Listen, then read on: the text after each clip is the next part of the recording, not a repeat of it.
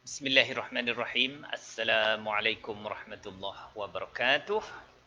Alhamdulillah wassalatu wassalamu ala Rasulillah wa ala alihi wa sahbihi wa man walah. Amma ba'd. Insyaallah hari ini kita akan terus sambung perbincangan kita cara mudah belajar bahasa Arab melalui doa, wirid, bacaan solat.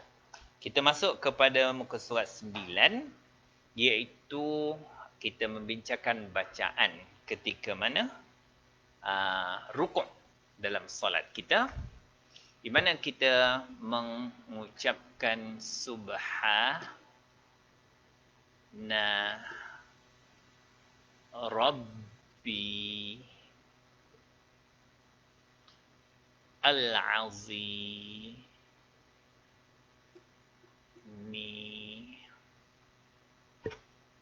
wa bihamdihi.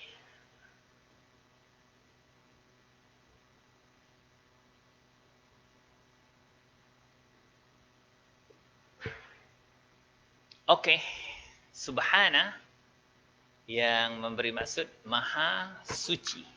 Yang kita biasa terjemah begitulah. Dia adalah isim mansub, dia berbaris di atas. Kata orang bahasa, dia adalah kerana dia maf'ulun mutlaq.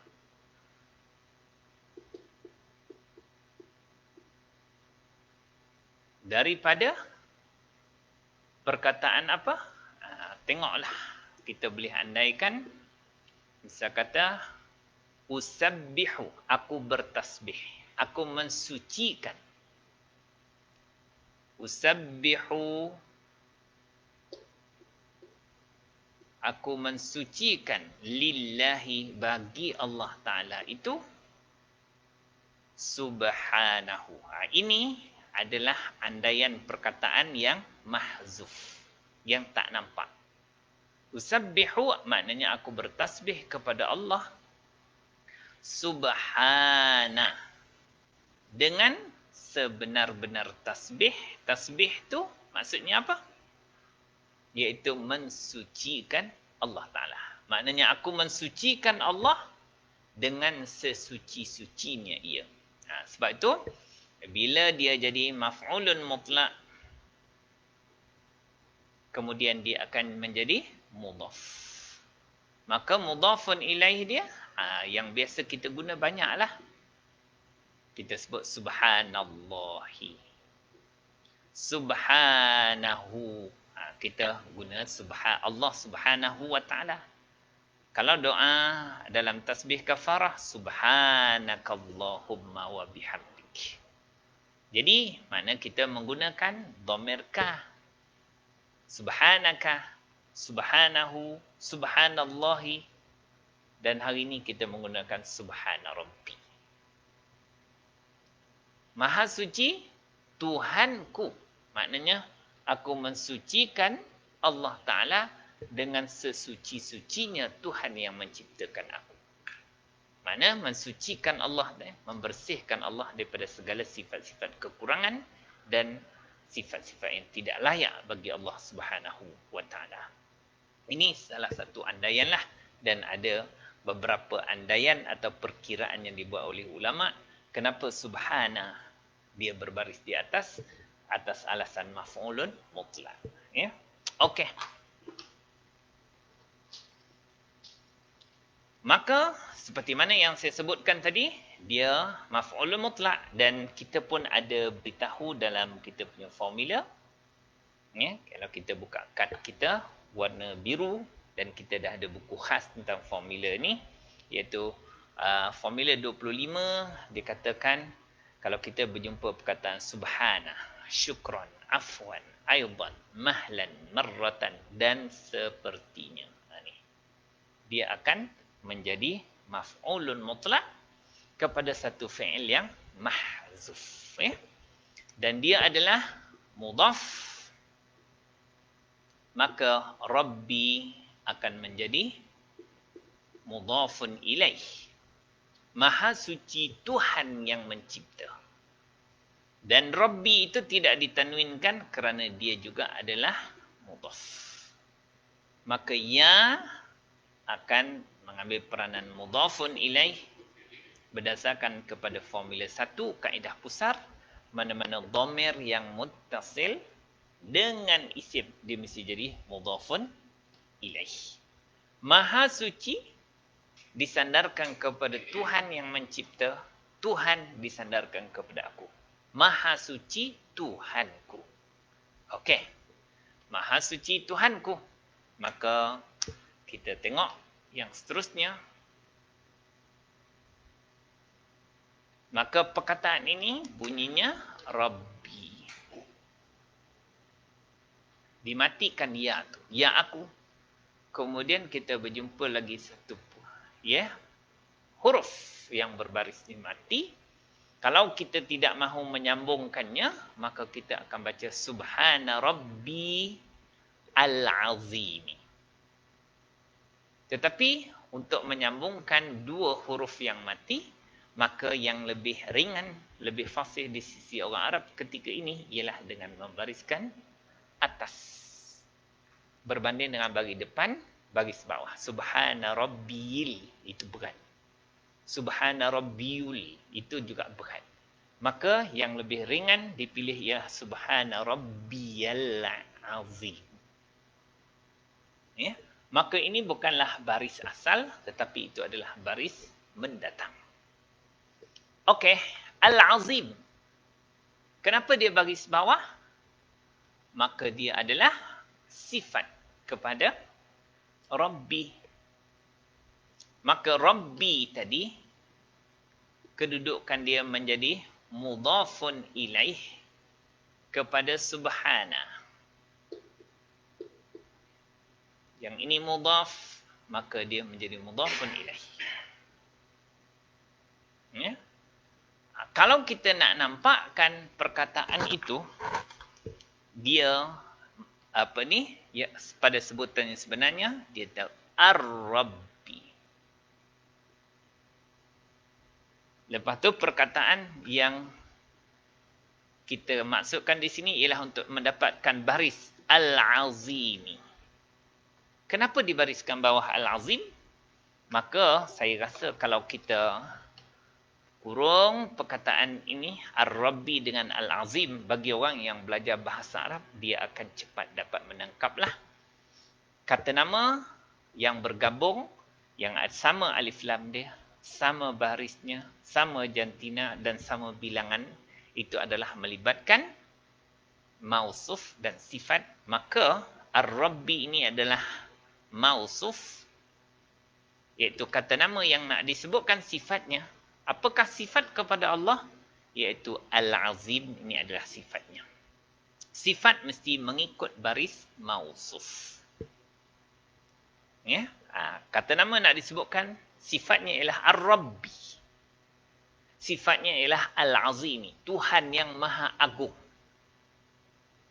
Maka perkataan ini dibuang alif lam kerana dia mudhaf. Sebab itu alif lam dibuang, maka ya jadi mudhafun ilaih. Kalau tidak ada ya, maka Subhanar Rabbil Azimi. Maha suci Tuhan yang Maha Agung. Kalau di sini Maha suci Tuhanku yang Maha Agung. Nah, itulah perbezaan kalau kita nak tengok kenapa Al-Azimi berbaris di bawah, kerana dia mengikut baris isim, iaitu yang berbaris di bawah, kerana dia adalah sifat. Sifat mesti mengikut baris mausufnya. Okey, Maha suci Tuhanku yang Maha Agung. Ketika mana kita sujud dan kita rukuk kepada Allah Subhanahu wa taala, maka kita mengatakan Subhana Rabbiyal Azim. Berbanding kalau kita kalau kita sujud, kita hanya tukar sifat Allah kepada Al-A'la. Subhana Rabbiyal A'la. Maha suci Tuhanku yang maha tinggi. Maka dia tetap menjadi sifat. Sepatutnya dia berbaris di bawah juga. Sebab dia mengikut baris Ar-Rabbi yang asalnya ada alif lam. Ar-Rabbi Al-A'layi. Tapi yang ini adalah isim maqsur. Isim maksur iaitu mana-mana isim yang hujung dia ada alif maksurah, maka dia tidak boleh dibariskan depan, bawah dan atas. Semua tak boleh. Maka kalau kita kata dia sifat, kalau baris dia majrur sebab mengikut baris mausufnya, maka kita kata majrur bil kasrah. Dia baris bawah dia dengan kasrah, tetapi yang diandaikan al-muqaddarah. Al-muqaddarah. Tuhan yang maha tinggi. Ya, ketika mana kita berada pada tahap yang paling rendah, ini juga disebut dalam muka surat 9, ya, cara kita membaca doa ketika mana kita sujud, makna kita paling rendah dan paling hina, iaitu muka kita. Kejadian yang paling mulia ini diletakkan di tanah, iaitu di lantai. Pada ketika itu kita mengungkapkan tasbih kita kepada Allah, Subhana rabbiyal a'la. Maha suci Tuhanku yang maha tinggi. Ketika mana kita rukuk, ketika mana kita iaitu merendahkan diri kita juga kepada Allah Ta'ala, tetapi tidak sampai kepada penghinaan kita di hadapan Allah ketika mana kita sujud. Maka ketika mana rukuk, kita mengucapkan Subhana rabbiyal azim. Maha suci Tuhanku yang maha agung. Tidak ada siapa yang lebih agung daripada Allah. Ketika mana kita menghinakan diri kita ketika sujud, kita kata kepada Allah, Subhana rabbiyal a'la. Maha suci Tuhanku yang maha tinggi. Ketika mana aku berada pada kedudukan paling hina, iaitu muka aku ni diletakkan di lantai. Maka Allah lah yang paling tinggi, yang paling mulia kedudukannya. Maknanya, disitulah keadaan manusia berada pada saat paling hampir dengan Allah Subhanahu Wa Taala, kerana itu adalah makna sebenar penghambaan. Sebab penghambaan itu iaitu rasa kehinaan pada hati kita terhadap pencipta kita, Allah Subhanahu Wa Taala. Okey. Maha suci Tuhanku yang maha agung, atau maha suci Tuhanku yang maha tinggi. Ya, al-a'la yang ini kita ucapkan ketika mana sujud. Yang ini kita ucapkan ketika kita rukuk. Rukuk. Ketika mana kita merukuk, iaitu juga simbol kepada kerendahan diri kita, maka kita mengucapkan maha agung kepada Allah. Maha suci Tuhanku yang maha agung. Ketika mana kita sujud, kita kata kepada Allah, maha suci Tuhan yang menciptaku, yang maha tinggi. Tuhan yang maha tinggi. Okey, tuan-tuan dan puan-puan, maka perkataan selepas dia ialah waw itu waw ataf. Bi dengan, ya, maka kita kena boleh pecah waw satu, bi satu perkataan iaitu harf jar. Perkataan seterusnya lepas harf jar mesti isim berbaris di bawah, maka dipanggil isim majrur. Ini daripada perkataan, ya, hamida. Mudhari' dia yahmadu. Masdarnya hamdan. Dia telah memuji. Dia sedang atau akan memuji hamdan, pujian. Ya. Maknanya bi dengan hamdi, dengan segala pujian. Dia majrur kerana terletak lepas harf jar dan dia tidak ada tanwin kerana dia mudhaf. Maka mudhafun ilaih dia ialah hi, yang kembali kepada Allah Ta'ala. Dan segala pujian kepadanya. Maka di sini juga kita dibenarkan. Ya, setengah ulama juga menyatakan daripada sumber yang sahih juga. Sabit kerana banyak juga riwayat yang membenarkan atau mengiyakan lafaz wa bihamdihi. Maha suci Tuhanku yang maha agung dan dengan segala puja-pujian kepadanya, iaitu kepada Allah Subhanahu wa taala. Okey, tuan-tuan dan puan-puan, kita terus berpindah kepada bacaan ketika mana kita bangun daripada rukuk. Ya. Ketika bacaan i'tidal, kita i'tidal itu berdiri tegak setelah rukuk. Rukuk tu kita bongkok kan? I'tidal itu iaitu meluruskan badan kita. I'tadala ya'tadilu i'tidalun. Sifir 7. Apabila kita bangun di situ, kita mengucapkan Sami'allahu. Sami'a merujuk kepada fi'il madhi. Sifir berapa? Disebut sami'a yasma'u, fa'ila yaf'alu. Bermakna dia disebut atas pattern 1D. Fa'ila yaf'alu. Mendengar Allahu, maka kalimah lafzul jalalah ini berbaris di atas kerana dia fa'il. Perbuatannya mendengar, maka yang mendengar ialah Allah. Ya? Maknanya telah mendengar oleh Allah. Tetapi dia juga boleh memberi makna pengharapan. Moga mendengar oleh Allah. Maka kalau makna itu bukanlah makna madhi, tetapi makna pengharapan, dan ini ada dinyatakan pada formula 50, di mana penggunaan fi'il madhi, ya, ia beberapa penggunaan fi'il madhi bukanlah menunjukkan telah, tetapi juga ada yang menunjukkan pengharapan.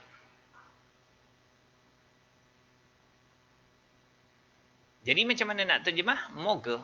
Moga mendengar oleh Allah Ta'ala. Moga Allah mendengar. Tapi kalau kita nak menganggap itu adalah fi'il madhi dengan makna telah berlaku, ia telah berlaku pada ilmu Allah, iaitu Allah telah mendengar. Ya? Okey, ini dia punya fi'il dan ini fa'il dia. Liman, bagi orang yang. Siapa yang telah mendengar oleh Allah Ta'ala. Ini kalau terjemahan tua lah. Liman, bagi orang yang. Apa perkataan selepasnya? Hamidah. Ini seperti mana yang kita sebut tadi. Fi'il madhi hamida, mudhari' yahmadu, masdar dia hamdan. Maka di sini memberi makna fi'il madhi. Sifir 1D. Sebab dia disebut atas pattern fa'ila yaf'alu. Hamida yahmadu. Siapa fa'il dia? Maka fa'il dia ialah pada dhamir yang tersembunyi di situ. Guna formula 7, cara cari fa'il, cari dhamir yang tersembunyi ataupun isim marfu'. Maka fa'il di sini ialah huwa. Ia telah memuji. Siapa? Huwa ini. Huwa itu kembali kepada man, orang. Moga Allah mendengar bagi orang yang telah memuji. Maka perbuatan dia memuji. Fa'il dia huwa. Huwa tu ni, orang ni. Mana maf'ulun bihnya? Maka kita menggunakan kaedah pusar formula 2. Iaitu mana-mana dhamir yang muttasil dengan fi'il. Yang ini fi'il. Maka mana-mana dhamir yang bersambung dengan fi'il, maka dia mesti jadi maf'ulun bih. Dia, orang ini telah memujinya. Nya tu Allah Ta'ala. Maka ni objek. Perbuatan dia memuji. Yang dipuji ialah hu. Okey. Di sini kalau dari segi pemaknaan di sini sami'allahu, moga Allah mendengar. Moga mendengar oleh Allah iman bagi orang yang hamidahu, telah memujinya. Bila Allah dengar orang ni telah puji Allah masa bila? Iaitu masa rukuk. Dengan lafaz subhana rabbiyal azimi wa bihamdihi. Subhana rabbiyal azimi wa bihamdihi.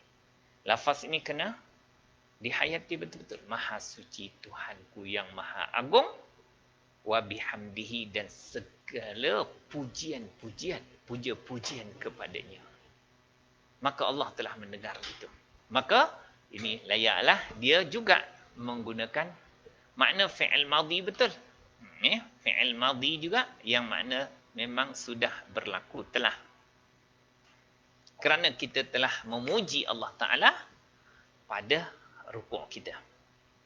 Maha suci Tuhanku yang maha agung dan segala puja-pujian kepadanya. Itu wa bihamdih. Maka kita bangun masa i'tidal, ketika mana kita tegak, kita kata sami'allahu liman hamidah. Itu bagi imam.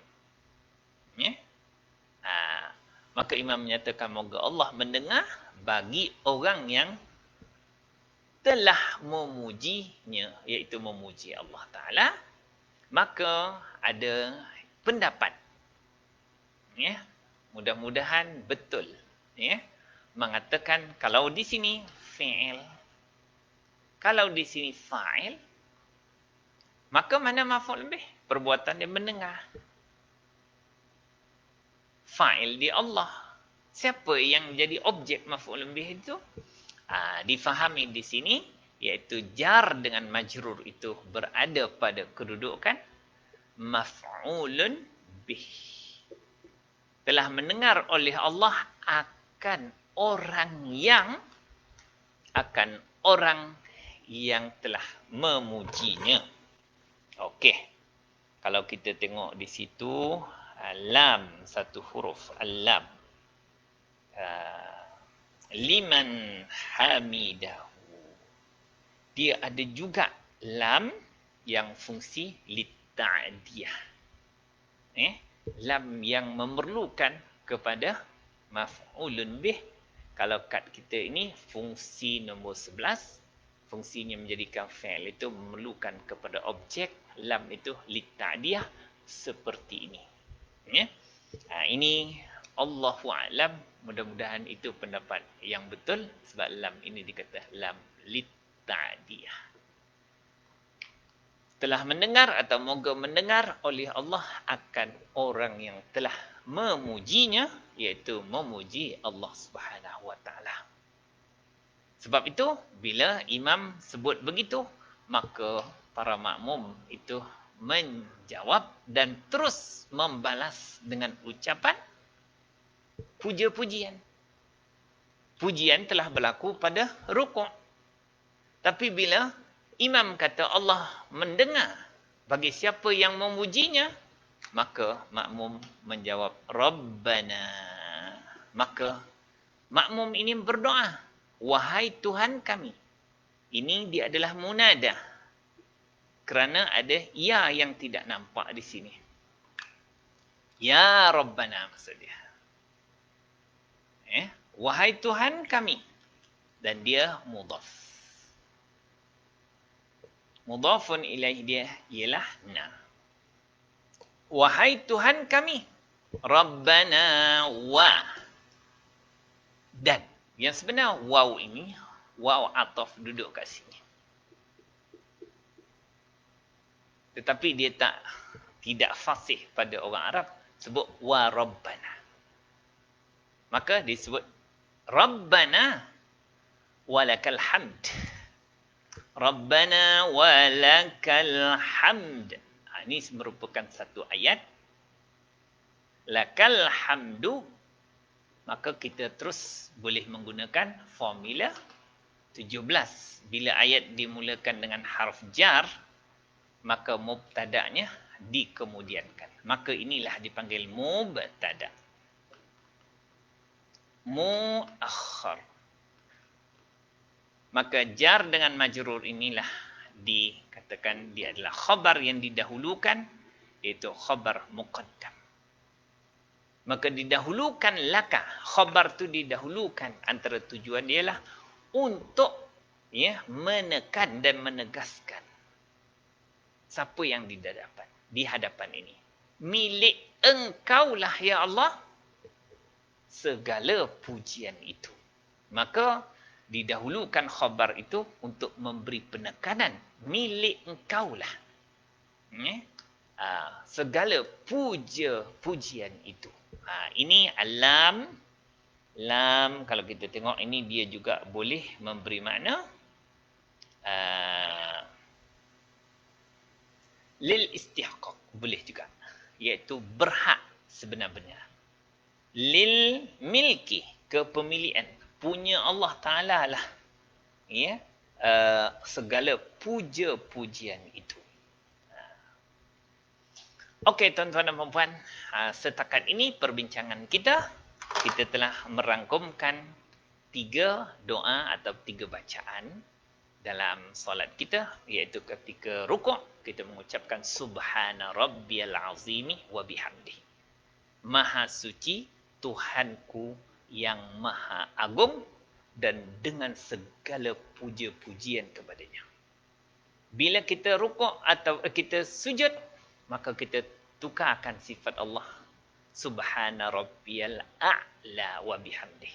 Maha suci Tuhanku yang maha tinggi dan segala puja-pujian kepadanya. Bila kita bangun daripada rukuk, i'tidal, maka diucapkan oleh imam sami'allahu liman hamidah, sama ada dengan maksud madhi, Allah telah mendengar, ataupun dengan maksud pengharapan, moga Allah mendengar. Liman, bagi orang yang, akan orang yang, hamidahu, telah memujinya. Maka kerana imam mengisytiharkan Allah mendengar siapa yang pujinya, maka kita terus menjawab, wahai Tuhan kami, Rabbana walakal hamd, milik engkau sahajalah segala puja-pujian itu. Hanya engkaulah yang berhak segala puja-pujian itu. Mudah-mudahan ada sedikit kebaikan daripada pemahaman kita, daripada bacaan-bacaan solat, apabila dihayati daripada asal maknanya yang daripada bahasa Arab, insya-Allah.